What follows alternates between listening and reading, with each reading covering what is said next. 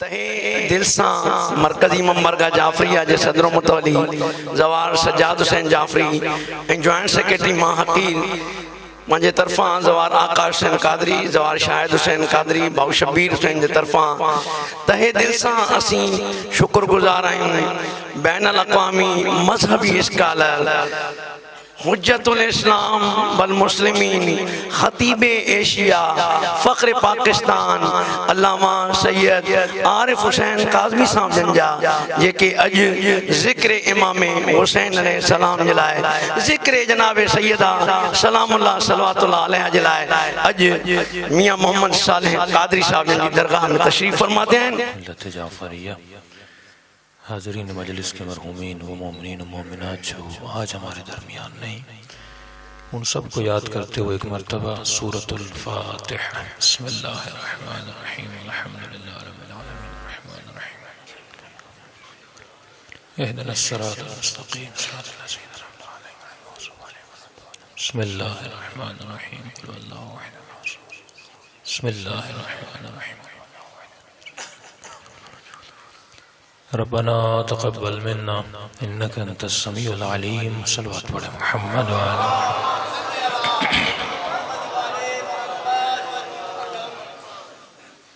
بسم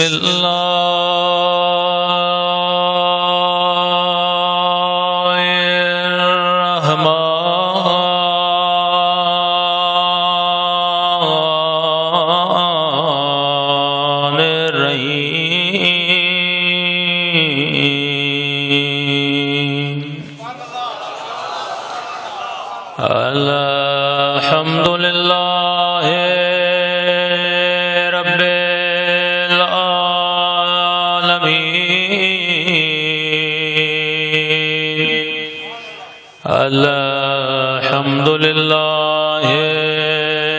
کما ہوا اہلو الصلاة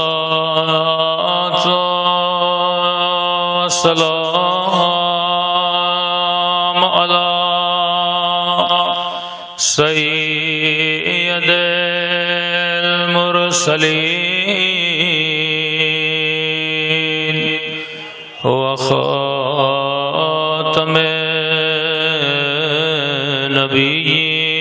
نبیین ابی القاسم محمد اللہم صلی اللہ محمد وعلى آلہ طیبین الطاہرین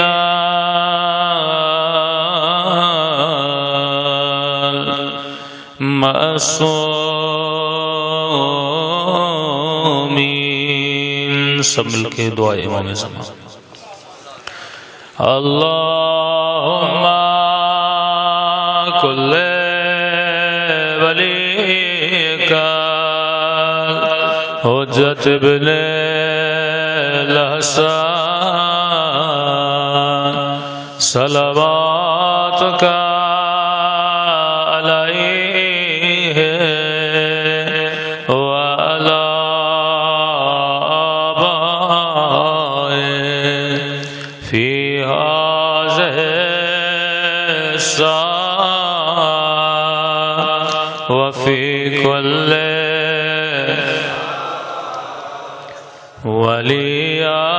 وليان وحافظا وقائدا ودليلا وعينا حتى تسكنه أرضك طوعا وتمتعه فيها طويلا برحمتك يا أرحم الراحمين صلوات پڑھیں محمد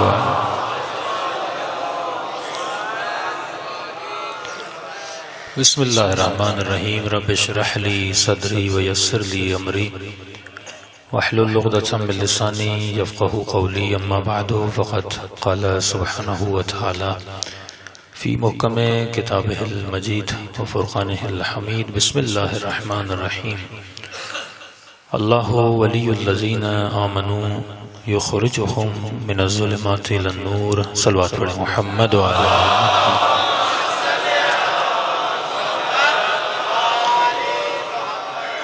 دعا ہے پروردگار عالم ہم سب کا اس فرش عزا پہ آنا اپنی بارگاہ میں قبول فرما دیں، اور جس مقصد زندگی کی وجہ سے اس فرش عزا پہ جمع ہوئے اس مقصد میں بھی ہم سب کو کامیابی عطا فرما دیں. وقت کی قلت اور میری عادت ہے کیونکہ وہ زمانہ گزر گیا کہ پڑھنے والا کیسٹ کی طرح پڑھتا رہے. آج پڑھنے والا یہ چاہتا ہے کہ جو میں پڑھوں مجمع وہ سمجھے، اور مجمع کو بھی یہی چاہیے وہ اس مقصد سے آئیں کہ ہم کچھ سمجھنے کے لیے جا رہے ہیں.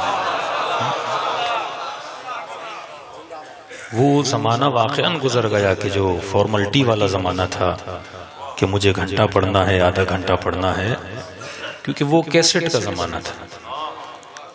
اس زمانے میں لوگوں میں اتنا شعور تھا نہیں، اور جہالت بہت زیادہ تھی. لیکن آج کوئی کسی کو شعور دینا چاہے یا نہ چاہے، یہ موبائل جو اس کے ہاتھ میں ہے یہ خود بخود اسے شعور دیتا رہتا ہے. آج اگر کوئی وہابی بھی اپنے بچے کو کہے گا نا کہ اس کو نہیں سننا، تو وہ کتنے گھنٹے روکے گا. رات کو یہی بچہ جب بستر پہ جائے گا موبائل پہ فیس بک تو ضرور دیکھے گا.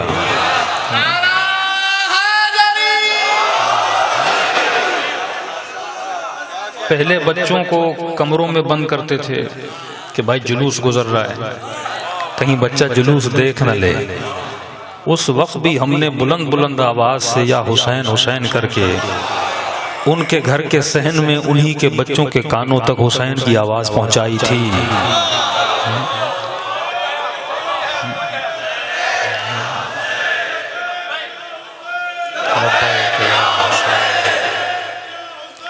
لبیک یا حسین، لبیک یا حسین.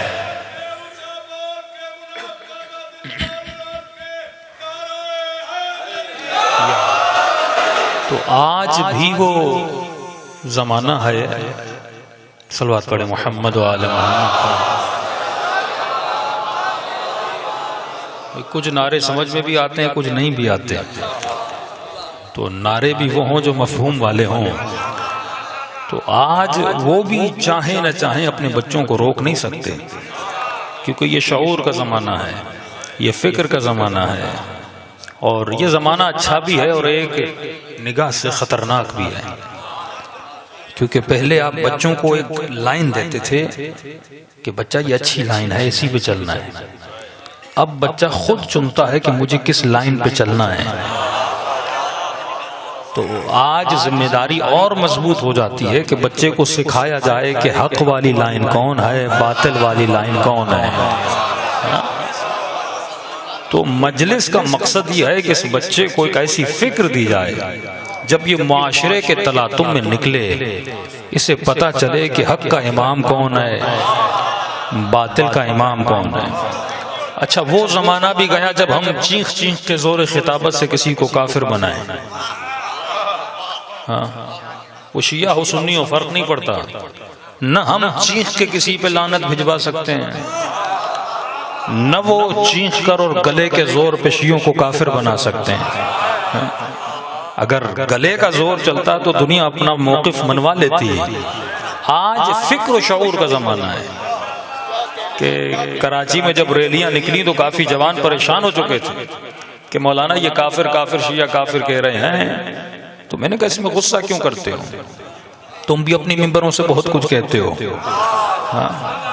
تو کافی کچھ تمہارے لوگ بولتے ہیں، کافی کچھ وہ بول رہے ہیں، دونوں غلط کر رہے ہیں۔ اصل ہے فکر کی دعوت کو دینا، اور فکر کی دعوت تمہیں، علی کی دعوت تمہیں ایسے دینی ہے جیسے قلندر نے اس دھرتی میں دی تھی۔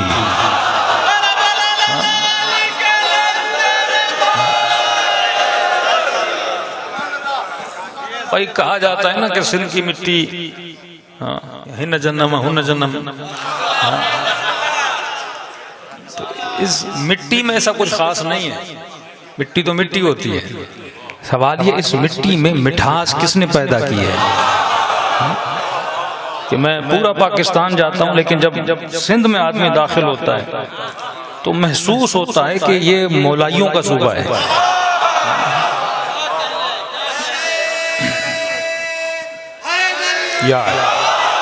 لیکن آپ پنجاب جاتے ہو یا صوبہ سرحد جاتے ہو تو وہاں یہ فیلنگ نہیں آتی، وہاں ایک تھوڑا سا خوف ہوتا ہے، ایک ڈر ہوتا ہے، کہیں کوئی دیکھ لے گا، مثلا ہاتھ کھول کے نماز پڑھ رہا ہے، کچھ کر رہا ہے تو پیچھے سے کوئی قاتل چھپا ہوا نہ ہو۔ لیکن جب اس دھرتی میں آتے ہیں تو خوف ختم ہو جاتا ہے۔ حالانکہ اکثریت شیعوں کی بھی نہیں ہے، لیکن یہاں کا سنی بھی مولائی ہے، اس کے دل میں بھی اہل بیت کی محبت ہے۔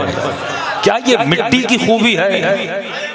مٹی تو مٹی ہے، جیسے وہ تراب، جیسے یہ تراب، جیسے پنجاب کی مٹی ویسے سندھ کی مٹی، دونوں مٹیوں کا خالق تو خدا ہے، دونوں کا بنانے والا تو خدا ہے۔ تو پھر اس دھرتی میں یہ مٹھاس کیوں ہے؟ کبھی سوچا؟ پھر یہاں کا سنی بھی مولائی کیوں ہے؟ کبھی سوچا؟ کیونکہ اس دھرتی کو عزت دی جب اس دھرتی میں قلندر جیسے جسم دفن ہوئے،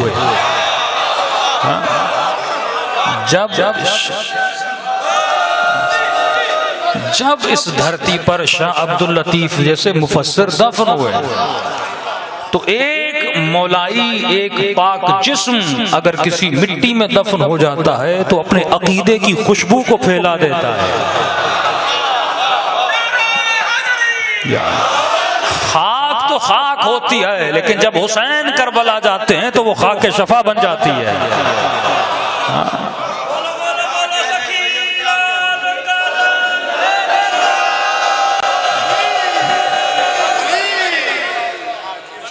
کیونکہ یہاں کا اہل سنت بھی جب قلندر کی مزار پہ جاتا تھا تو ظاہر ہے وہ وہی سیکھے گا جو قلندر نے سکھایا تھا۔ مزار پہ جائے گا، لکھا ہوا ہوگا قلندرم مستم بندہ مرتضی علی ہستم۔ کسی اور کا بندہ نہیں مانا خود کو، علی کا بندہ مانا قلندر نے۔ تو یہ بچہ جب جاتا ہے تو آٹومیٹیکلی جاتا تو قلندر کی مزار پہ، لیکن واپسی میں لے کر علی کی محبت کو آتا ہے۔ تبھی یہاں کے سنی کے دل میں بھی اہل بیت کی محبت ہے۔ تو یہ میں سارا مقدمہ کیوں بنا رہا ہوں؟ یہ طریقہ تھا اولیاء اللہ کا، لوگوں کے دلوں میں اہل بیت کی محبت کا بیج کیسے ڈالا جاتا ہے۔ یہ بچہ محسوس بھی نہیں کر رہا، یعنی وہ زندہ تھے تب بھی علی علی کروا رہے تھے، دنیا میں نہیں ہے تب بھی بچوں کو علی علی کروا رہے ہیں۔ علی علی علی علی علی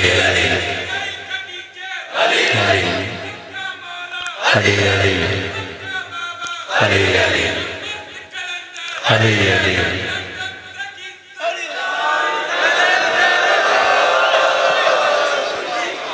آپ کی محبت کی میں قدر کرتا ہوں، لیکن وقت کیونکہ کم ہے تو مجھے زیادہ پڑھنے دیں۔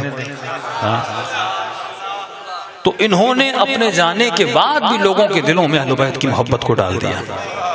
تو میرا سوال ہے آج کے جوان کے دل میں، آج کے جوان سے، کہ اگر تو بھی اپنے اس معاشرے میں اہل بیت کی محبت ڈالنا چاہتا ہے تو کس ذریعے سے ڈالے گا؟ میں تمہیں ایک روش بتا رہا ہوں جو قلندر کی روش ہے، میں تمہیں ایک طریقہ بتا رہا ہوں جو شاہ عبداللطیف کا طریقہ ہے۔ وہ طریقہ یہ ہے کہ نفرت سے علی کی محبت نہیں پھیلتی، محبت سے علی کی محبت پھیلتی ہے۔ بھائی اگر کوئی بندہ آ رہا ہے آگے سے اس مجلس میں اور میں آتے ہی اس کے بڑوں کو گالیاں دینا شروع کر دوں، بیٹھے گا؟ بالکل ان لوجیکل بات ہے. کسی کا باپ شرابی بھی ہو، اس کو شرابی بولو گے اچھا لگے گا؟ نہیں لگے گا. پہلے اس کو مجلس میں بٹھاؤ. اچھا ہم ان کا ذکر کریں ہی کیوں جن کے ذکر سے ہماری طبیعت بھی خراب ہوتی ہے؟ ایسے کو ذکر اس ممبر سے کریں ہی کیوں جو نہ لائق ممبر تھے نہ اس لائق ہیں کہ اپنے بچوں کو بتایا جائے. تم اپنے ممبر سے علی کا ذکر کرو، اور جب وہ دیکھے گا کہ جہاں بھی جاتا ہوں ذکر علی ہے تو خود مان لے گا کہ علی سے بہتر کوئی امام ہے ہی نہیں.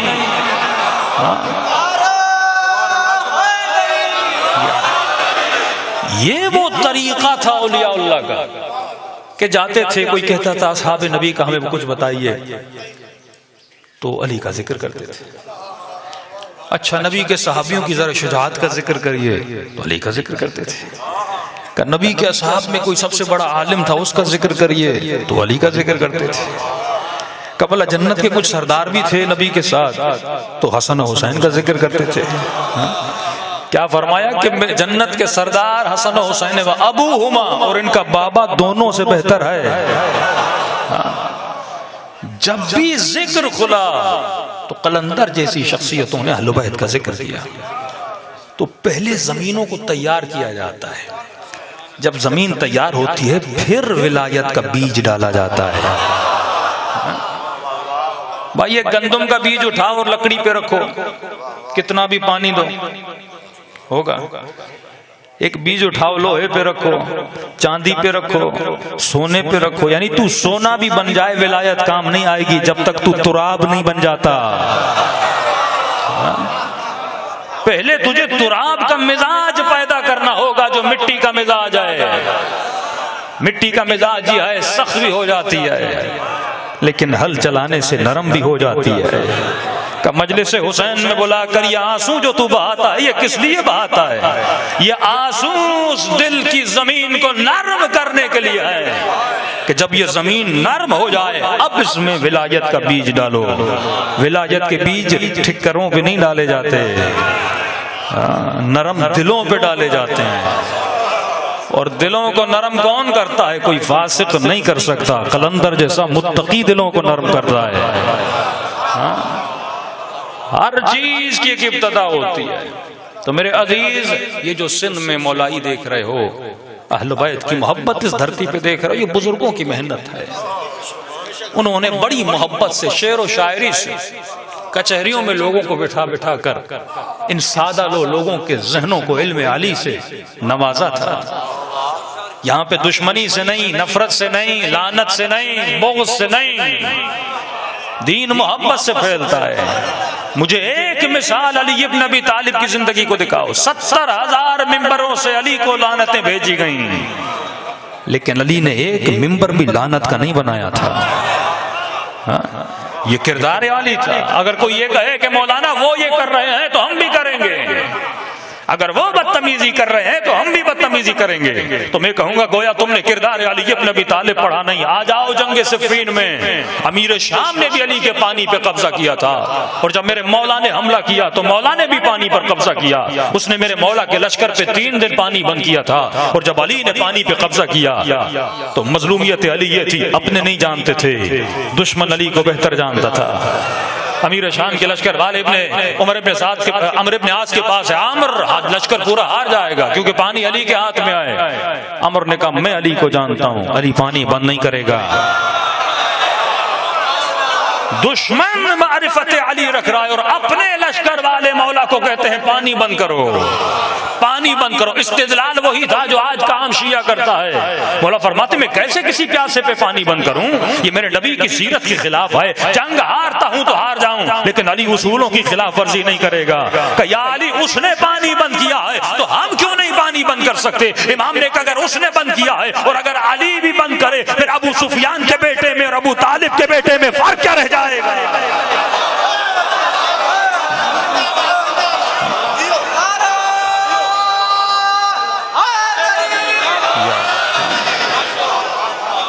اگر وہ بددہن ہے اور اگر وہ گالیاں دیتا ہے اور تو بھی دے، پھر تجھ میں اور امیر شام کے ماننے والوں میں فرق کیا رہ جائے گا؟ یہاں لشکر علی ہے، وہاں لشکر امیر شام ہے۔ آپ سب جانتے ہیں جنگ صفین والے علی کو امام نہیں مانتے تھے، خلیفہ مانتے تھے۔ امام مانتے تو کبھی تلواریں امام کی گردنوں پہ نہ آتی، امام مانتے تو مالک اشتر کو واپس نہ پلٹاتے۔ کیا مانتے تھے؟ خلیفہ مانتے تھے۔ اور یہ یاد رکھیے، جب خلیفہ مانتے تھے تو اس کا مطلب اس سے پہلے والے خلیفوں کو بھی مانتے تھے۔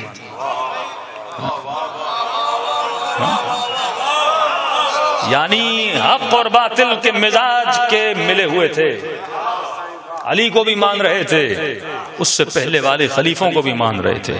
فرق یہ تھا کہ جناب عثمان پر سارے متفق نہیں تھے، لیکن شیخین پر پورا صفین متفق تھا۔ اور مد مقابل جو لشکر تھا امیر شام کا، وہ جانتا تھا کہ جو علی کے لشکر میں ہیں وہ صرف علی کو نہیں مانتے، وہ صرف علی کو نہیں مانتے، وہ پہلے خلفاء کو بھی مانتے ہیں۔ تو اس نے سازش رچی کہ لشکر میں کچھ ایسے ہیں جو صرف علی کو مانتے ہیں، جیسے عمار ہے، جیسے سلمان ہے، جیسے مالک ہے۔ مطلب مکس لشکر تھا نا، جیسے یہ مجمع ہے، کچھ خالص علی والے، کچھ مولائی، کچھ ایسے شوقین، سارے اس مجمع میں آئے ہوئے ہیں نا۔ تو وہ بھی جانتے تھے کہ جو اکثریت مولا کے لشکر والی ہے وہ ہیں جو شیخین کو بھی مانتے ہیں، یعنی جناب عمر، عثمان، جناب ابوبکر کو بھی مانتے ہیں، علی کو بھی مانتے ہیں۔ کچھ ایسے ہیں جو صرف علی کو مانتے ہیں۔ تو انہوں نے ایک سازش رچی کہ ایک کام کرو، جو خالص علی والے ہیں ان کی غیرت کو تھوڑا للکارو۔ کہ کیسے للکاریں؟ کہ آگے بڑھو اور کہو تمہارا مولا وہی ہے نا جس کے ہاتھوں میں فلاں نے رسیاں باندھی تھی۔ اب لشکر سارا ایک عقیدے والا نہیں ہے، تمہارا مولا وہی ہے نا جس کے گھر پہ آگ لگی تھی، تمہارا مولا وہی ہے نا جس کے ہاتھوں میں رسیاں بندھی تھی۔ اب جیسے یہ کہتے تھے جو خالص علی والے تھے ان کو غصہ آتا تھا۔ غصہ کیوں دلاتے تھے؟ غصہ دلائیں تاکہ ان کو برا بھلا کہیں، اور جب ان کو برا بھلا کہیں گے تو اپنے ہی لشکر میں پھوٹ پڑ جائے گی، اپنا لشکر آپس میں لڑ پڑے گا۔ جب انہوں نے یہ کام شروع کیا تو یہاں مولا علی خیمے سے باہر آئے، فرمایا لا تسبوا، اے علی کے چاہنے والے وہ کچھ بھی کہیں تو علی والا ہے، گالیاں نہ دینا، کیونکہ علی والے گالیاں نہیں دیتے۔ یہ ان کا کردار ہے گالیاں دینا۔ کیوں مولا؟ فرمایا کیونکہ تو امیر المومنین کا ماننے والا ہے، ابی طالب کا ماننے والا ہے۔ اور یہاں پہ تاریخی جملہ کہا مولا نے، فرمایا علی والے کی نشانی یہ ہوتی ہے، اور علی والا ہوتا ہی وہی ہے جس کے وجود میں عقل ہوتی ہے۔ وہ تیرے جذبات سے کھیل رہے ہیں، ایسا نہ ہو تیرے جذبات ان کے ہاتھوں میں چلی جائیں، جذبات علی کے ہاتھ میں ہونے چاہیے۔ تو کس کا نوکر ہے؟ تو علی کا نوکر ہے، جذبات کے نوکر نہ بن جانا، کیونکہ ہمارا جسم ہے مٹیریل، مادی جسم ہے نا۔ تو میں ممبر سے کہتا ہوں کہ ہم میٹھا بھی تب تک نہیں چھوڑتے جب تک شوگر نہ ہو جائے۔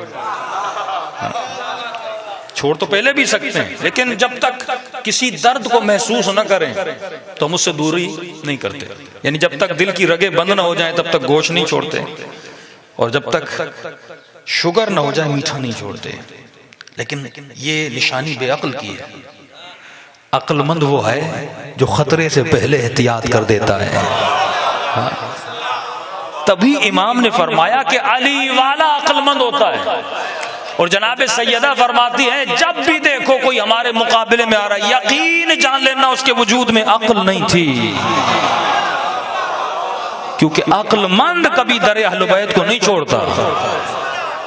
آپ یہ سمجھتے ہیں کہ شمر عقل مند تھا، ابن سعد عقل مند تھا، اپنے وہم و خیال میں سمجھ رہے تھے کہ ہم جیت رہے ہیں، لیکن عقل مند کبھی جہنم نہیں جاتا، عقل مند کبھی قصیب نار والجنت سے لڑتا نہیں ہے، عقل مند اپنی ابدی زندگی کو بچاتا ہے۔ تو سیدہ نے فرمایا جو بھی ہمارے مقابلے میں آیا وہ بے عقل تھا، علی والا عقل مند تھا۔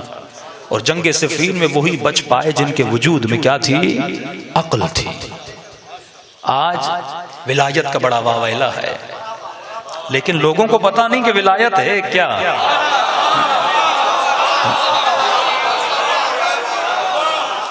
ظاہری، کیونکہ ہم لوگ مٹیریل ہیں. مٹیریل مطلب جو ظاہری طاقت ہے وہ ہمیں زیادہ اچھی لگتی ہے.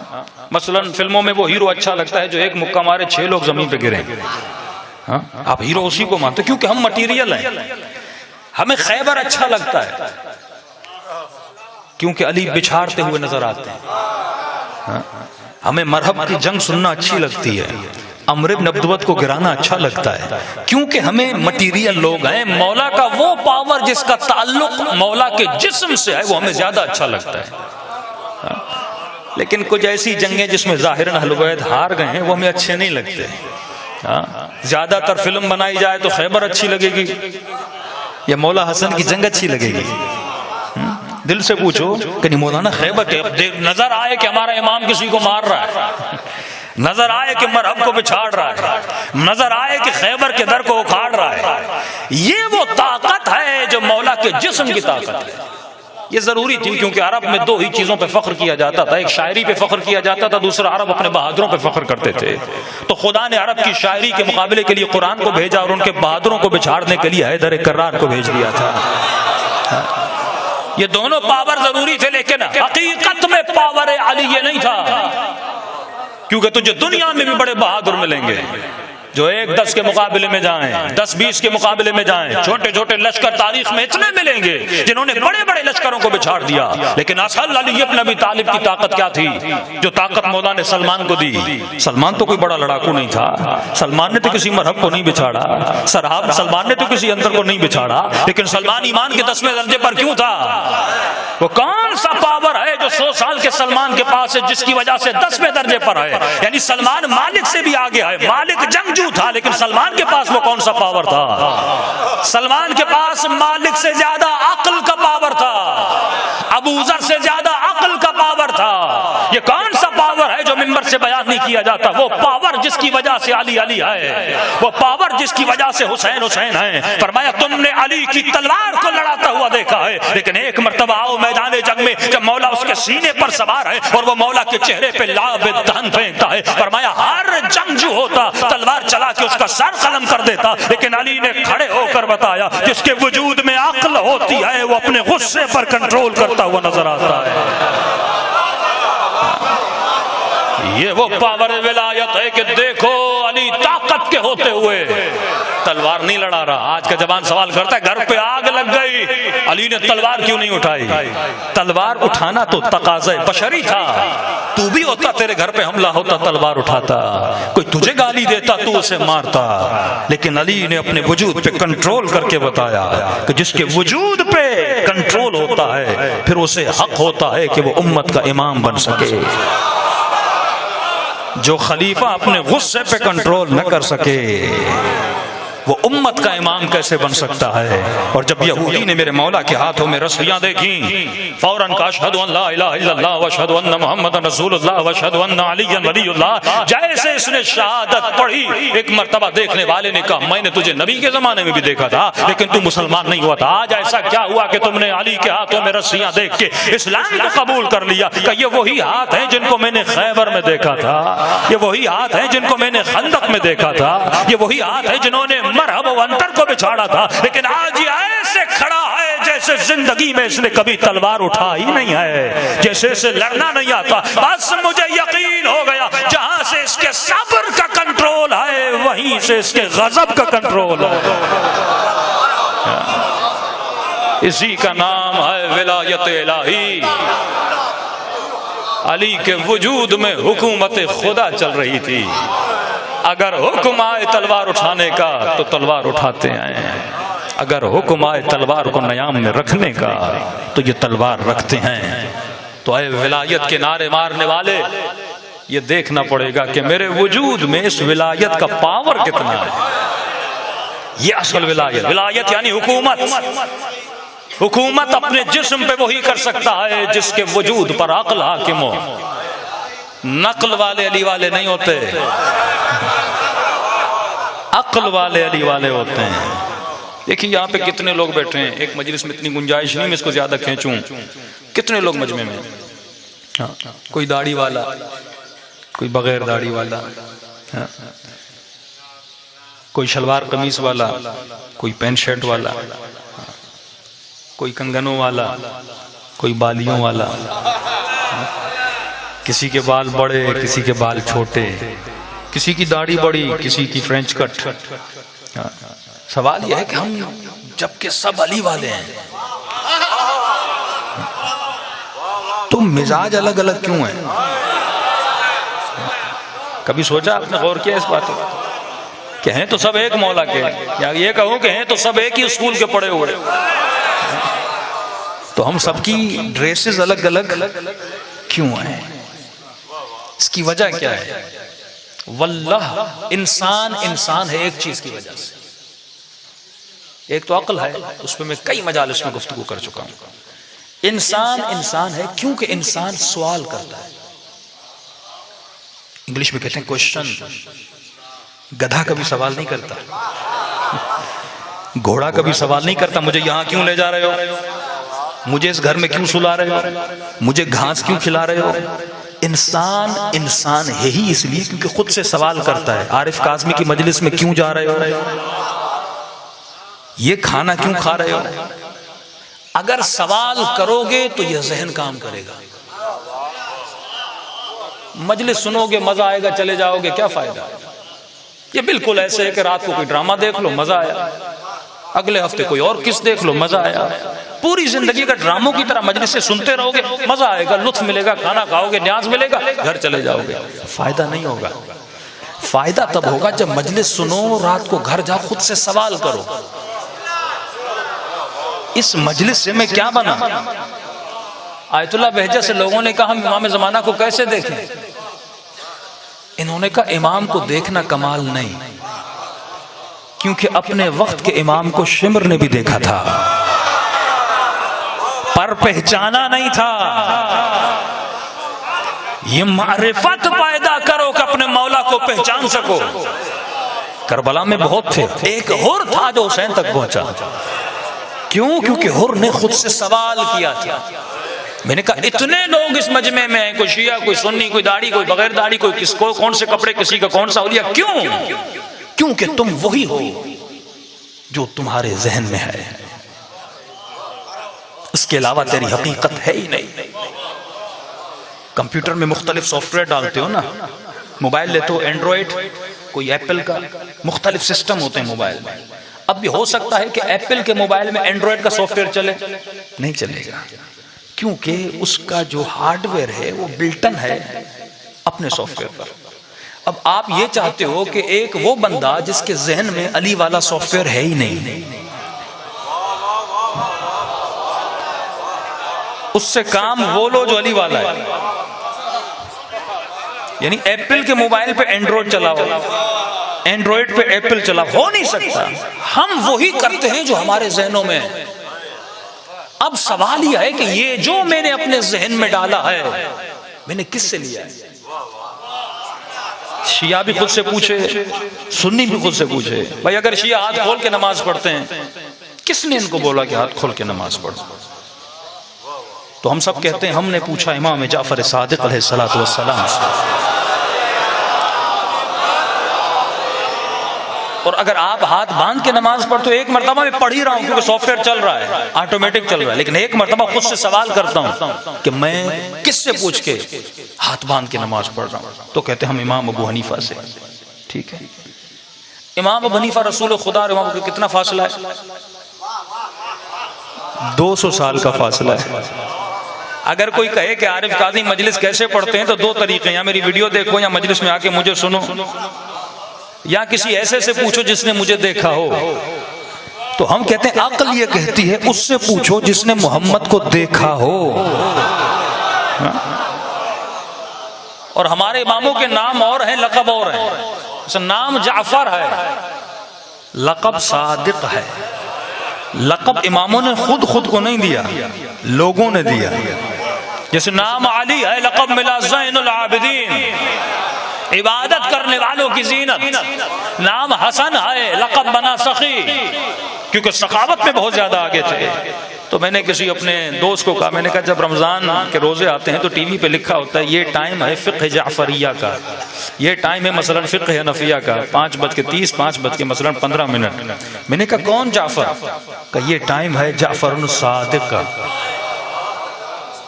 وہ جعفر جو صادق ہے، سچا ہے۔ میں نے کہا خود بھی کہہ رہے ہو سچا ہے، پھر بھی اس کی باتوں کو نہیں مان رہے ہو۔ انسان واللہ اگر سوچے انسان کو ہدایت مل جائے تو آپ وہی ہیں جو آپ کے ذہنوں میں ہے، نہ سنی کا قصور ہے نہ شیعہ کا قصور ہے، جو ہمارے ذہنوں میں ڈالا گیا ویسے ہم بنتے گئے۔ اب سوال یہ جو میں نے اپنے ذہنوں میں ڈالا ہے وہ صحیح ہے یا غلط ہے؟ تو سوال یہ ہے کہ میں اپنے ذہنوں میں انفارمیشن کہاں سے لوں، معلومات جو ذہنوں میں ڈالوں، کون سی بک پڑھوں، کون سی کتاب پڑھوں، کس سے علم لوں تاکہ میرا ذہن معرفت خدا سے سرشار ہو جائے۔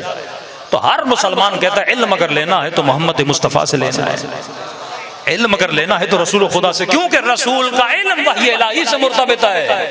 یہ واحد وہ ذات ہے جو کہے وہ سچ ہے، جس کی کہی ہوئی باتوں میں ذرہ برابر شک کی گنجائش نہیں ہے۔ تو میں نے کہا مسلمان اگر نبی چلا جائے تو پھر کس سے علم لیں؟ تو نبی خود راستہ بتا کر گئے کہ انا مدینۃ العلم وعلی بابھا، میں شہر علم ہوں اور علی اس کا دروازہ ہے۔ صلوات پڑھے محمد و آل محمد۔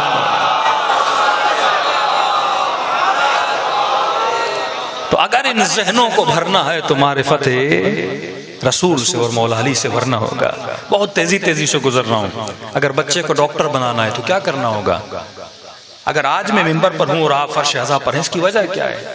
کہ میرے پاس کوئی ایکسٹرا چیز ہے جو آپ کے پاس نہیں، آپ نے مجھے اوپر بٹھا لیا ہے؟ نہیں، آپ نے کہا اس کے دماغ میں تھوڑی بہت معلومات ہے۔ بچے کو ڈاکٹر بنانا ہے تو کیا کرو گے؟ وہ ڈاکٹر والا علم اس کے ذہن میں ڈالو گے، ڈاکٹر۔ انجینئرنگ والا علم ذہن میں ڈالو گے، انجینئر بن جائے گا۔ بالکل اسی طرح اگر کوئی سلمان بننا چاہتا ہے، اگر کوئی میثم تمار بننا چاہتا ہے، کیا کرے گا؟ زبان سے کتنا بھی علی علی کرو نہیں بنو گے سلمان، جب تک ذہن ویسا نہ بن جائے جیسا سلمان کا ذہن تھا۔ سلمان کا ذہن اتنا اعلیٰ کیوں تھا؟ کیونکہ فرمایا سلمان کے ذہن میں عقل تھی۔ فرمایا انسان جسم کی وجہ سے تو انسان نہیں بنا، کبھی یہ مت کہنا اپنے حسن کی وجہ سے، اپنی طاقت کی وجہ سے، کیونکہ دنیا والے تجھے گولڈ میڈل دیتے ہیں جسم کی وجہ سے۔ مقابلہ حسن ہوتا ہے، کس کا چہرہ زیادہ حسین ہے۔ اللہ کے یہاں بھی مقابلہ حسن ہوگا، لیکن وہاں حسین چہرے والے نہیں ہوں گے، جون جیسے لوگ حسین بن کے باہر آئے گا۔ بلال جیسے لوگ، عربوں کو گھن آتی تھی، بلال کو دور کر دیتے تھے کہ یہ رنگ کا کالا ہے، اس کے پسینے سے بو آتی ہے۔ لیکن کربلا کے میدان میں حسین اپنا چہرہ جون کے چہرے پہ رکھ کے بتاتے ہیں جون قیامت میں میری دادی تجھ سے راضی ہوگی۔ کیوں؟ کیونکہ چہرہ معیار نہیں تھا، ایک اور پاور ہے جو اس کے وجود میں تھا۔ دنیا والے کسے لوڈ ماڈل کو گولڈ میڈل دیتے ہیں، مقابلے ہوتے ہیں، یہ پہلوان ہے اس نے اکھاڑے میں فلاں کو بچار دیا۔ علی نے کبھی اپنی پہلوانی پہ کوئی گولڈ میڈل نہیں لیا۔ کہا ضربت علی یوم الخندق افضل من عبادک، یہ کون سی ضربت ہے؟ یہ وہی ہے جب علی کے چہرے پہ لعاب دہن پھینکا تھا، علی نے ضربت کو روک لیا تھا۔ جو ضربت خالصتاً پروردگار عالم کے لیے چلی تھی۔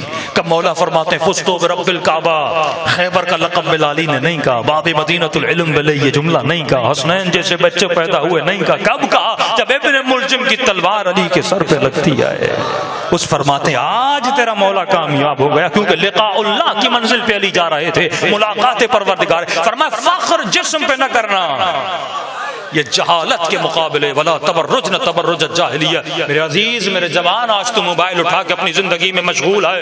آج دنیا کا اصول ہے اینی ہاؤ، کچھ بھی کرو بس دیکھے جاؤ، یہ دنیا کا اصول ہے، کچھ بھی کرو۔ یہ ٹک ٹاک کیا ہے، یہ پرینکس کیا ہے، یہ خواتین جو خود کی اپنی عفت کو عصمت دری کر کے صرف یہ چاہتی ہیں مجھے زیادہ لائک مل جائیں، مجھے زیادہ ویوز مل جائیں، مجھے زیادہ سبسکرائبرز مل جائیں، یہ جوان کی سمت جا رہا ہر کام کرنے کے لیے تیار ہے، بس میرا چہرہ دیکھا جائے، میرا یوٹیوب چینل دیکھا جائے۔ اے کاش اس انسان میں شعور ہوتا، اسے یہ بھی نہیں پتا کہ جو بندہ مجھے فیس بک پر یوٹیوب پر لائک کر رہا ہے وہ کون ہے، فاسق ہے، فاجر ہے، شرابی ہے، علی والا ہے، غیر علی والا ہے، اسے پرواہ نہیں ہے۔ دنیا بس یہ چاہتی ہے تو لائک جمع کر، زیادہ سے زیادہ لوگ تجھے پسند کرے، اب تو کیا کرتا ہے تجھے پسند کریں یہ معنی نہیں رکھتا۔ اے کاش اس کے وجود میں عقل ہوتی، یہ کردار ایسا بناتا اسے 1000 لائک نہیں 1 لائک ملتا، اور وہ بھی اپنے امام زمانہ کا لائک ملتا۔ ایک بندہ تجھے پسند کرے اور وہ زہرا کا لال ہے تو تجھے پسند کرے۔ کیوں ہم ایسی سمتوں میں جا رہے ہیں؟ کیونکہ وجود میں عقل نہیں ہے۔ خلاصہ کلام امام سے پوچھا مولا یہ عقل کیا ہے؟ عقل کیا ہے؟ فرمایا کھانے پہ فخر نہ کر، بھینس تجھ سے زیادہ کھاتی ہے۔ اے باڈی بلڈنگ کرنے والے جوان، زیادہ وزن اٹھانے پہ اپنی طاقت پہ فخر نہ کر، تجھ سے زیادہ گدھا وزن اٹھا لیتا ہے۔ فخر کس چیز پہ کرنا ہے؟ تو انسان ہے عقل کی وجہ سے۔ فرمایا بھوک حیوان کو بھی لگتی ہے وہ فوراً کھاتا ہے، شہوت حیوان پر بھی آتی ہے فوراً اتارتا ہے، غصہ حیوان پر بھی آتا ہے وہ فوراً چیرتا ہے پھاڑتا ہے، لیکن تو انسان ہے، بھوک تجھے بھی لگتی ہے، لیکن کھانا کھانے سے پہلے دیکھنا حلال کھا رہا ہے، حرام کھا رہا ہے، اپنے کا کھا رہا ہے، سیدہ کا مال لوٹ رہا ہے۔ پہلے سوچا کرنا، جس نے یہ نہیں سوچا تھا اہل بیت نے اسے حیوان کہا، قرآن نے اسے حیوان کہا، جسے تمیز نہیں تھی میں کس کا مال غصب کر رہا ہوں۔ اے انسان غصہ حیوان کو بھی آتا ہے، حیوان چیرتا ہے اور پھاڑتا ہے، غصہ تجھے بھی آتا ہے، لیکن غصہ کرنے سے پہلے سوچنا، کیونکہ تیرے وجود میں عقل ہے، اور عقل ایک پاور ہے، ایک ولایت کا پاور ہے جو تیرے وجود میں کنٹرول کو پیدا کرتا ہے، جو تیرے وجود میں ایک بریک کو پیدا کرتا ہے۔ غصہ تجھے بھی آتا ہے، حیوان کو بھی آتا ہے، حیوان فوراً اپنے غصے کو اتار دیتا ہے، لیکن تو سوچنا جس پہ غصہ کر رہا ہے کہیں وہ باپ تو نہیں ہے، کہیں وہ ماں تو نہیں ہے۔ وَلَا تَقُولُوا لَهُمَا اُفٍّ کا معیار تو تیرے سامنے نہیں کھڑا۔ شہوت حیوان کو بھی آتی ہے، لیکن وہ بے حیا ہوتا ہے، وہ فوراً اپنی شہوت کو اتار دیتا ہے۔ شہوت تیرے وجود میں بھی ہے، لیکن سوچنا جسے دیکھ رہا ہے وہ اپنا ناموس ہے یا غیر کا ناموس ہے۔ میرے عزیز، جس شخص میں یہ بریک ہے یہی ایمان ہے۔ جتنی بریک زیادہ مضبوط اتنی ولایت زیادہ مضبوط۔ زبان پر علی کا نام ہو لیکن بندہ شرابی ہو۔ آقا قراتی فرماتے کہاں یا علی کہنا اور کہاں علی کے ساتھ رہنا۔ یا علی کرنا بڑا آسان ہے، علی کے ساتھ رہنا بڑا مشکل ہے۔ وقت میں قلت ہے، لیکن یاد رکھنا کتنی بھی اونچائیوں اور دوریوں پہ چلے جاؤ، لیکن جس وقت تو ارادہ کرتا ہے اہل بیت کی طرف پلٹنے کا، جسے میں اپنی زبان میں کہتا ہوں ریورس گیئر، بہت دور ہو جاتا ہے بندہ خدا سے، اہل بیت سے، لیکن جب تو ارادہ کرتا ہے نا واپس پلٹنے کا، اب امام فرماتے ہیں جب تو 1 قدم آتا ہے ہم 10 قدم تیری طرف آتے ہیں۔ کسی جوان نے مجھے اپنا واقعہ سنایا، واقعہ سیدہ سے منسوب ہے، اپنے دلوں کو تیار کریے اس واقعے کو سن کے، کہ جب تو اس کی عزت کرتا ہے، یہ عزت وہی کر سکتا ہے جس کے وجود میں کنٹرول ہو۔ مولا کے ہاتھ جب باندھے گئے تھے، ابو ذر نے دفاع میں تلوار نکالی، تبھی ابو ذر کو مدینے سے نکال دیا گیا تھا۔ زبیر جو جنگ جمل میں مقابل علی میں تھا، لیکن دفاع علی میں زبیر نے تلوار اٹھائی۔ زبیر کئی دن زندہ میں رہا تھا۔ جو ایمان کی اعلیٰ ترین منزل پر تھا سلمان، اس نے تلوار نہیں اٹھائی تھی۔ ابو ذر نے غصہ کیا، سلمان ڈر گیا۔ 24 گھنٹے علی کے قصیدے پڑھنے والے، آج علی کے ہاتھوں میں رسیاں ہیں، تو ڈر گیا ہے۔ آج کہا جاتا ہے نا بڑے بڑے علماء کو، یہ ڈر گئے ہیں کہ سلمان تو ڈر گیا ہے، تجھے علی سے محبت نہیں ہے، کوئی جذبہ ہی نہیں ہے۔ سلمان نے کہا میری کا ابو ذر یہ بتا، تو زیادہ بہادر ہے یا علی زیادہ بہادر ہے؟ یہ کوئی علماء کو سکھائے کہ آپ لوگ ڈر گئے ہو، جن کے پاس فوجیں بھی ہوں، جن کے پاس حکومتیں بھی ہوں، کیا وہ ہو سکتا ہے وہ ڈریں؟ کہ تو زیادہ بہادر ہے علی کا، علی زیادہ بہادر ہے. کہا کہ ابو ذر تو تھوڑا علی سے آگے چل رہا ہے، امام کی اطاعت یہ ہے کہ مولا کے پیچھے چلا جائے. میری نگاہیں علی کے ہاتھوں پر ہیں، اگر علی تلوار اٹھائیں گے تو سلمان تلوار اٹھائے گا. یہ کنٹرول جس انسان کے وجود میں ہو کہ امام سے پہلے آگے نہ بڑھ جائے، جذباتی نہ بن جائے. یہ جوان کہتا ہے کہ مولانا میرا واقعہ لوگوں کو بتائیے. کہتا ہے میں بہت بدکار تھا، کوئی ایسا گناہ نہیں جو میں نے نہیں کیا.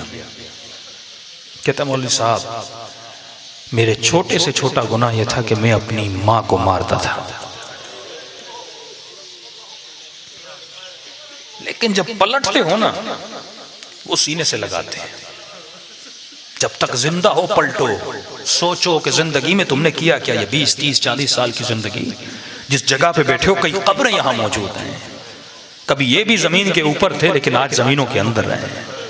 کرتے وہی ہو جو یہاں پہ کما کر جاتے ہو، عقل بنا کے جاتے ہو. کہتے ہیں مولانا صاحب محرم کا مہینہ شروع ہو گیا، محرم میں بھی گناہ کرتا تھا.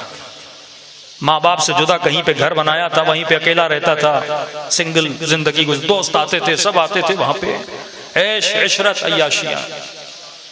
کا 8 محرم کی رات آئی، ایک دوست بھی میرے پاس نہیں آیا. دوستوں کو فون کیا کیوں نہیں آ رہے؟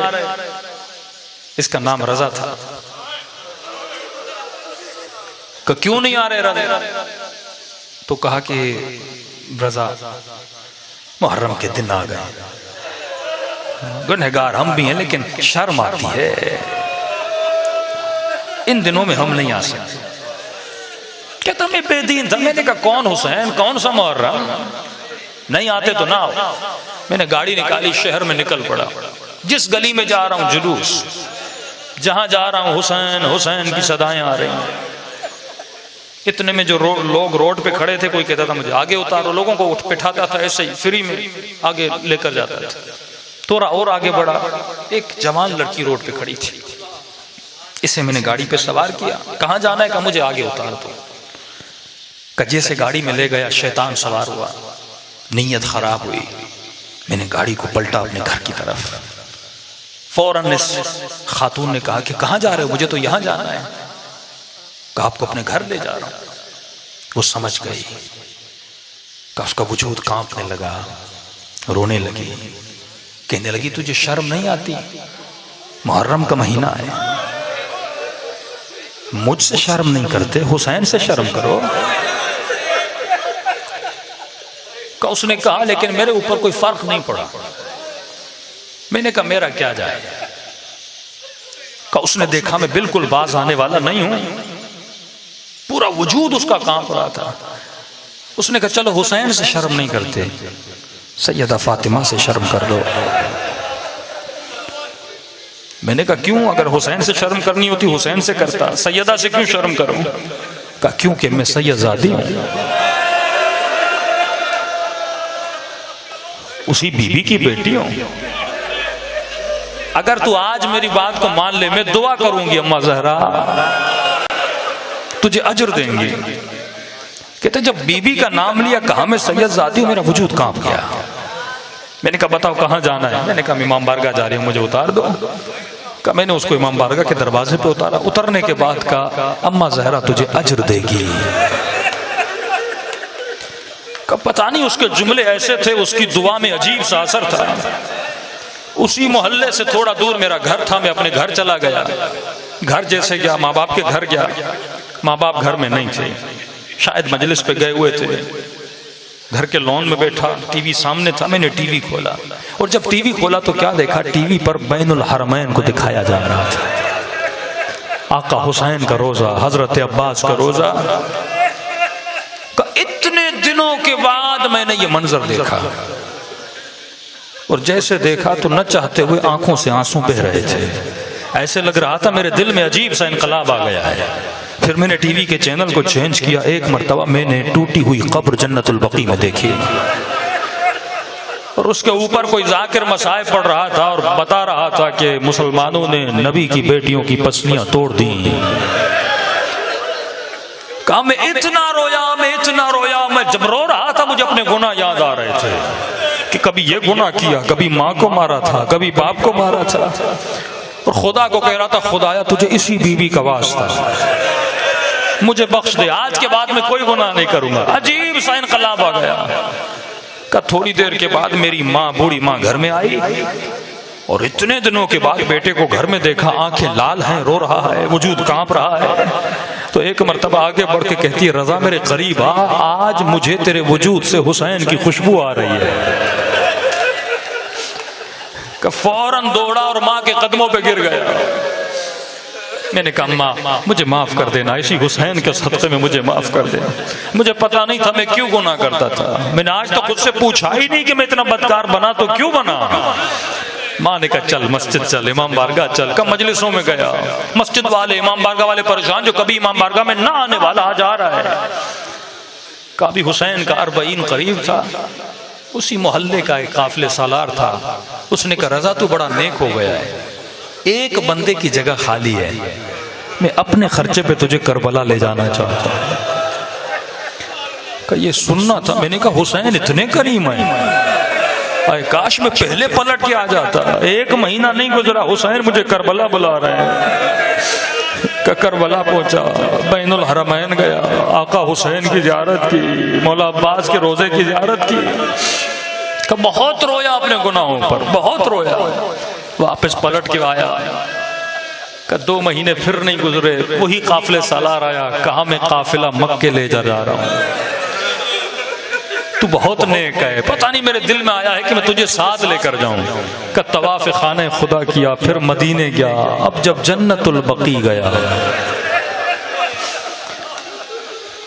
ٹوٹی ہوئی قبریں دیکھیں، گویا میرے وجود میں انقلاب آ چکا تھا۔ میں نے کہا بی بی کربلا بھی بلا لیا، اپنی قبر کی زیارت بھی کرا لی، اور کتنا مجھ پہ کرم کرو گی۔ کہ سوچ ہی رہا تھا یہ اسی سیدزادی کی دعا کا اثر ہے، اس نے بی بی کی بیٹی کی عزت کی سیدہ نے کیا کیا عطا کیا۔ مسلمانوں نے اس بی بی کی عزت نہیں کی۔ فرمایا راتوں کو جب سیدہ نماز تہجد پڑھتی تھی پاؤں سوج جاتے تھے، جبرائیل کہتے تھے اے حبیب اپنی بیٹی کو کہو خدا کو پسند نہیں زیادہ دیر کھڑی رہے۔ اسی بی بی کو 4 گھنٹے دربار میں کھڑا کیا گیا۔ اس پہ تو کسی شیعہ سنی کا اختلاف نہیں ہے، سبھی مانتے ہو کہ بی بی حق مانگنے گئی تھی۔ دروازے پہ آگ لگنے پہ اختلاف ہو سکتا ہے، لیکن بی بی کا دربار میں جانا اس پہ اختلاف نہیں ہے میرے عزیز۔ کہتا ہے مولانا ایک مرتبہ واپس آیا، میرے والد کا بہت نیک و پرہیزگار دوست تھا، اس نے کہا رضا بہت نیک ہو گیا ہے، لیکن مجھ سے وعدہ کر حسین کو چھوڑے گا نہیں، پوری زندگی ایسے رہنا، حسین کے ساتھ رہنا، اپنے آقا کے۔ میں نے کہا مر جاؤں گا لیکن اب جو کچھ دیکھا ہے اب نہیں چھوڑوں گا۔ کہا ایک کام کر کل میرے گھر آ، میں اپنی بیٹی تجھے دینا چاہتا ہوں۔ کہتا رشتہ لینے گیا، رسم ہے ایران میں کہ جب لڑکا رشتہ لینے آتا ہے تو خواتین چائے لے کر آتی ہیں۔ کہا وہ لڑکی جب چائے لے کر آئی، اس نے جب مجھے دیکھا چیخیں مار کے رونے لگی اور اتنا روئی کہ بے ہوش ہو گئی۔ میں نے اماں کو کہا اماں یہ رو کیوں رہی ہے؟ کہ بیٹا پوچھ کے آتی ہوں۔ اندر گئی، وہ لڑکی ہوش میں آئی کہ بیٹا رو کیوں نہیں ہو، ایسا کیا ہوا؟ کہ کل ہی خواب میں نے سیدہ فاطمہ زہرا کو دیکھا، بی بی نے مجھے اس جوان کا فوٹو دکھایا تھا، کہ زہرا کی خاطر اسے جواب نہیں دینا، اس نے میری بیٹی کی عزت کی تھی۔ واللہ اگر یقین کرو اہل بیت کے گھرانے پر، قدم بڑھاؤ اہل بیت کے گھرانے پر۔ میرے چھٹے امام فرماتا ہے شیعو جب بھی کوئی مصیبت آئے نا، خدا کو حسین کا واسطہ دو، علی اکبر کا واسطہ دو۔ اور امام رضا فرماتے ہیں شیعو کبھی بھی چھوٹی چھوٹی باتوں کے لیے ہمیں ہماری دادی زہرا کا واسطہ نہ دیا کرو۔ آپ کی طرح ایک مومن چھٹے امام کے زمانے میں سپاہی دوڑا دوڑا آیا، مولا اس مومن کو وقت کے حاکموں نے پکڑ لیا ہے اور بتا رہے ہیں اس کے گلے کو کاٹ لیں گے۔ امام نے کہا کیوں؟ کہ کہ مولا راستے سے جا رہا تھا، اچانک اس کا پاؤں پھسلا، زمین پہ گرا، اور جیسے گرا تو اس کے پہلو میں چوٹ لگی۔ جب چوٹ لگی تو اس نے سیدہ کے قاتل کا نام لے کر لعنت بھیجی۔ سپاہیوں نے سن لیا، تو کس پہ لعنت بھیج رہا ہے؟ فلاں پہ لعنت بھیج رہا ہے۔ پکڑ کے لے گئے۔ امام نے کہا مسجد میں جمع ہو جاؤ، میں اس مومن کے لیے دعا کرنا چاہتا ہوں۔ چھٹے امام نے دعا کی کہ اب جا، وہ آزاد ہو گیا۔ واقعا دیکھا آزاد ہوا۔ کہ پتہ ہے تو کس کی وجہ سے آزاد ہوا ہے؟ کہ نہیں، کہ زہرا کے لال نے تیرے لیے دعا کی ہے۔ امام کا شکریہ ادا کر، مولا کی خدمت میں آیا۔ امام نے کہا بیٹھ جا، ہمارے کئی شیعوں کو چوٹیں لگتی ہیں لیکن سب میری دادی کے قاتل کو یاد نہیں کرتے۔ بتا تو نے کیوں یاد کیا؟ کہ مولا چوٹیں مجھے بھی بہت لگی ہیں لیکن آج تک پسلی کی چوٹ نہیں لگی تھی۔ مجھے نہیں پتا تھا کہ ہڈی کا درد ہوتا کیا ہے۔ مولا چلتے چلتے جب زمین پہ گرا، ہڈی ٹوٹی نہیں مولا، لیکن چوٹ بہت آئی۔ جب تکلیف ہوئی تو مجھے آپ کا فرمان یاد آ گیا کہ ہماری دادی کی پسلیاں ٹوٹ گئی تھی۔ مولا میں یہ سوچ کے رو رہا تھا، پسلی ٹوٹی نہیں، اتنی تکلیف ہے۔ اس بی بی کو کتنی تکلیف ہوئی ہوگی۔ خدا اس بی بی کے قاتل پہ لعنت کرے۔ وقت عصر ہے اور امام زمانہ فرماتے ہیں ہر روز عصر کے وقت خدا مجھے میرے حسین کا کرتا دکھاتا ہے۔ دلوں کو کربلا اور جنت البقیع لے جاؤ، پرسا دو یہ حسین کی یتیمی کے دن ہے۔ السلام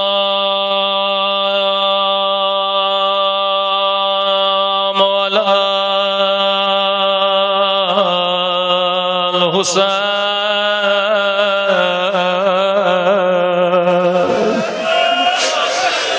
وعلی علی ابن الحسین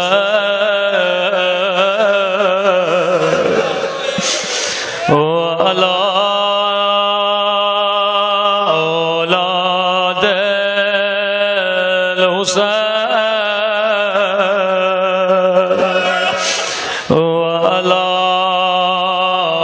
اصحاب الحسین۔ میرا سلام ہو ٹوٹی ہوئی پسلیوں پہ،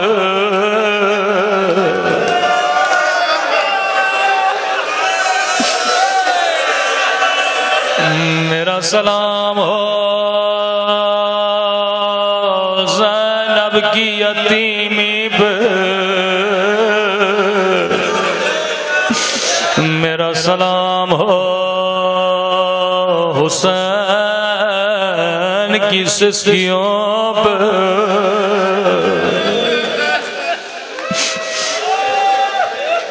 اللہ آپ سب کو جنت البقیع کی زیارت نصیب کرا۔ بلال مدینے پہنچا، جو کہتے ہیں شیعہ صحابہ کو نہیں مانتے، بلال بھی صحابی ہے۔ نبی کے جانے کے بعد بلال مدینے سے چلا گیا، لیکن جب آیا تو بہت دیر کر دی۔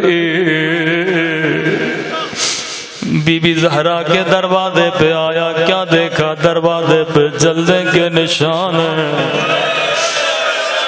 دروازے پہ دستک دی، فضا باہر آئی کہ فضا خیر تو ہے، دروازے پہ جلنے کے نشان کیسے؟ فضا کیسے بتائے؟ بلال بی بی کی پسلیاں ٹوٹ گئی ہیں۔ کہ بلال تجھے یاد ہے تو غلام تھا، حافظہ کہنا کیا چاہتی ہو؟ بلال ظالموں نے تیرے ہاتھوں کو باندھا تھا، تیرے سینے پہ پتھر رکھا تھا، بلال وہ پتھر تجھے یاد ہے؟ کفزا آج تک اپنے پسلیوں کا درد بلال نہیں بھولا۔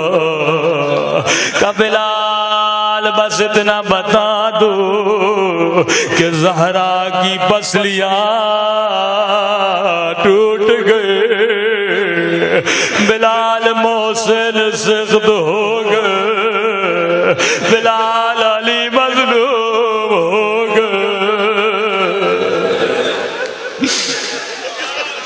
فضا سیدہ کو میرا سلام دو۔ فضا اندر گئے کہ بی بی بلال آیا ہے۔ بی بی نے کہا علی بلال کو کہو مجھے بابا کی اذان سننی ہے۔ مولا نے کہا بلال سیدہ کی خواہش ہے تو ایک بار اذان سنا دے، ابھی اذان کا وقت بھی قریب ہے۔ بلال نے کہا مولا میں نے رسول کے بعد وعدہ کیا تھا کبھی اذان نہیں دوں گا، لیکن اگر سیدہ کی خواہش ہے میں وعدہ توڑ دیتا ہوں۔ بلال ان مومنوں کا تجھے سلام ہو، تو بھی صحابی تھا۔ ایک بار سیدہ نے کہا او بلال تو نے بات کو ٹالا لے، وہ بھی صحابی تھے، او 4 گھنٹے دربار میں کھڑی رہی، لیکن کسی نے بی بی کی مانی نہیں۔ بلال تجھے سلام۔ بلال مسجد میں گیا، منارے پہ اذان دینا شروع کی۔ ایک مرتبہ آواز بلند کی اللہ اکبر۔ فضا کہتی ہے جیسے بی بی نے آواز سنی، بی بی کو بابا کا زمانہ یاد آیا، اس سیدہ نے رونا شروع کیا۔ ایک مرتبہ بلال نے آواز دی اشہد ان لا الہ الا اللہ، کہ سیدہ کے رونے میں اور اضافہ ہوا۔ لیکن جیسے بلال نے کہا اشہد ان محمد رسول اللہ، کہ جیسے بی بی نے بابا کا نام سنا رو کر کہا بابا میری پسلیاں ٹوٹ گئے، بابا میرا محسن مارا گیا۔ فضا کہتی علی دوڑے دوڑے مسجد میں گئے، او بلال چپ ہو جا، کئی سیدہ بے ہوش نہ ہو جائے۔ میں کہوں گا بی بی آپ بھی یتیم ہوئی، آپ نے بابا کا نام سنا بس نام برداشت نہیں کیا، بے ہوش ہو گئی۔ بی بی ذرا کربلا وہ سکینہ دیکھ رہی تھی، او ظالم حسین کو چھڑی مار رہا تھا، کوئی لوگ ندا سے رو کر کہہ رہی تھی میرے 3 دن کا پیاسا بابا، او میرا غریب الوطن بابا۔ اللہ لعنت اللہ علی القوم الظالمین۔ یہ فاتحہ ہے، یہ اولاد کے لیے دعا ہے۔ پروردگار تجھے سیدہ سکینہ اور بی بی فاطمہ کی شہادت کا واسطہ، ان دونوں بیویوں کی یتیمی کا واسطہ، مرحوم گل بانو والدہ غلام شبیر صاحب، پروردگارہ ان کے درجات کو بلند فرما۔ 27 ختم قرآن دیے ہیں ان کی والدہ نے، ان کے لیے بخشش کے لیے خدایا قرآن کا ثواب ان تک پہنچا دے، اس مجلس کا ثواب بانیان مجلس کے مرحومین تک پہنچا دے۔ کافی مومنین بیمار ہیں، شفا سکینہ زوار شاہد حسین قادری صاحب، زوار عابد حسین قادری صاحب، شفا سکینہ خدایا ان سب کو شفا کاملہ عاجلہ نصیب فرما۔ زوار آکاش قادری صاحب کو اولاد نیک و صالح عطا فرما۔ حاضرین مجلس میں جو پریشان ہیں سب کی پریشانیوں کو دور فرما، ہم سب کو سیرت اہل بیت پر چلنے کی توفیق نصیب فرما، شیعوں میں اتحاد اور اتفاق نصیب فرما، دشمنان اہل بیت کو نیست و نابود فرما، جتنے مومنین موجود ہیں ان کے گھروں پر اپنی رحمتوں کو برکتوں کو نازل فرما، ہر طرح کی نظر بد و پریشانیوں سے ہم سب کو محفوظ فرما۔ ہمارے مولا اور آقا امام زمان زمانہ کا ظہور فرما، ہم سب کو مولا کے آوان و انصار میں شریک فرما، ان آنکھوں کو امام زمانہ کی زیارت نصیب فرما۔ یہ دعا ہر نماز کے بعد کیا کر گئے، خدا جناب سلمان کی دعا ہم سب کو زبان ذاکر عطا فرما، بدن صابر عطا فرما، دل شاکر عطا فرما، عقل سالم عطا فرما۔ قبولیت کے لیے بآواز بلند صلوات پڑھیں محمد و آلہ۔